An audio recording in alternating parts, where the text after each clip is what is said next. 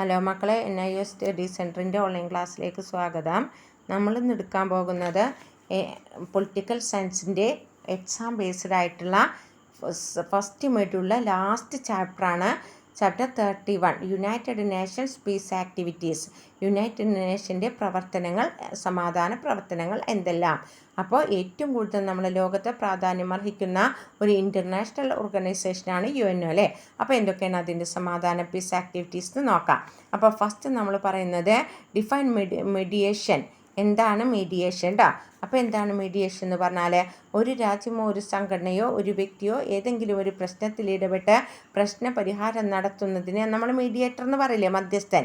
അതാണ് മീഡിയേഷൻ എന്ന് പറയുന്നത് കേട്ടോ. ഐക്യരാഷ്ട്ര സംഘടന ഒരു ഇടനിലക്കാരനെ പോലെ രാജ്യങ്ങൾ തമ്മിലുള്ള പ്രശ്നങ്ങളിൽ ഇടപെടുന്നു. ഉദാഹരണം, 1950 കാശ്മീർ പ്രശ്നത്തിൽ ഐക്യരാഷ്ട്രസഭ പ്രശ്നപരിഹാരത്തിനായി ഇടനിലക്കാരെ അയച്ചു. ഇനി നമുക്ക് അടുത്ത ക്വസ്റ്റ്യൻ പറയുന്നത് എന്താണെന്നറിയോ? What do you mean by sanction? എന്താണ് ഉപരോധം?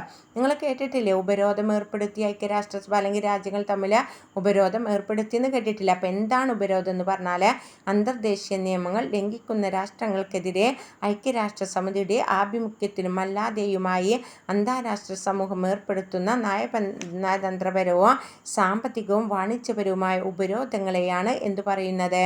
ഉപരോധം അല്ലെങ്കിൽ സാങ്ഷൻ എന്ന് പറയുന്നത് കേട്ടോ.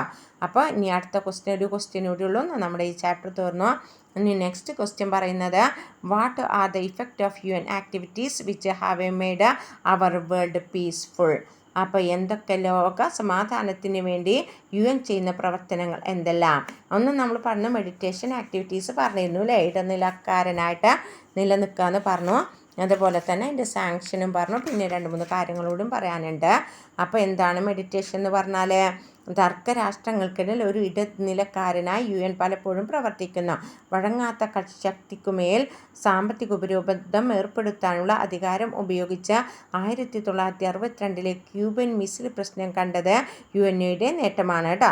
അപ്പോൾ നിരവധി പ്രശ്നങ്ങൾ, അതേപോലെ തന്നെ 1947 ഡച്ചും ഇന്തോനേഷ്യയും തമ്മിൽ നടക്കുന്ന പ്രശ്നങ്ങൾ, പിന്നീട് 1900 ഇന്ത്യയും പാകിസ്ഥാനും തമ്മിൽ കാശ്മീരിൽ നടന്ന സംഘർഷത്തിലുമായി വരുത്താൻ ഒരളവ് വരെ UNOന് കഴിഞ്ഞിട്ടുണ്ട്. അപ്പോൾ ഇനി അടുത്തത് പറയുന്നതിൽ 1956 ഈജിപ്തിനെതിരെ ബ്രിട്ടൻ, ഫ്രാൻസ്, ഇസ്രായേൽ എന്നീ രാജ്യങ്ങളുടെ സംയുക്ത സൈനികാക്രമണത്തെ തടയാനോ അങ്ങനെ ഒരു വലിയ അന്താരാഷ്ട്ര സംഘർഷം ഒഴിവാക്കാനോ UNOൻ്റെ മികച്ച നേട്ടങ്ങളാണ് കേട്ടോ. ഇനി അടുത്തത് ബിൻഡിങ് സാങ്ഷൻ. തർക്കങ്ങൾക്ക് സമാധാനപരമായ മാർഗത്തിലൂടെ തീർപ്പുണ്ടാക്കാൻ UN ശ്രമിക്കുന്ന സൈനിക മാർഗങ്ങളിലൂടെ രാജ്യങ്ങളെ സമാധാനത്തിൻ്റെ പാതയിലെത്തിക്കുകയാണ് ഇത്തരം പ്രവർത്തനങ്ങളുടെ പിന്നിലുള്ള ലക്ഷ്യം. പിന്നെ അടുത്തത് പറയുന്നത് എന്താണ്? Authorise for a military action. ലോക സമാധാനം എന്നത് UNOയുടെ പരമമായ ലക്ഷ്യമാണ്. അതുകൊണ്ട് തന്നെ ആക്രമണ രാജ്യങ്ങളെ ശക്തമായി നിയന്ത്രിക്കാൻ UNOന് പലപ്പോഴും കഴിയാതെ വന്നു. ഇനി അടുത്തത് ഡിസാർമെൻറ്റ് ആക്ടിവിറ്റീസ് എന്തൊക്കെ നോക്കാം.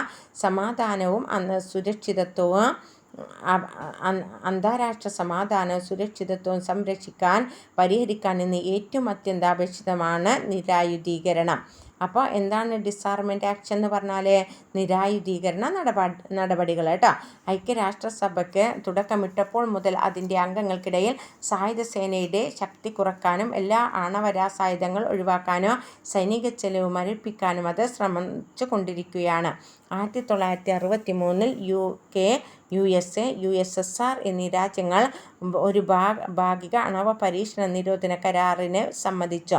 സാൾട്ട് അഥവാ സ്ട്രാറ്റജിക് ആഡ് ലിമിറ്റേഷൻ ടോക്സ് എന്നറിയപ്പെടുന്ന ഈ ചർച്ചകൾ തുടരാനും പുരോഗതി നേടുകയും ചെയ്തു.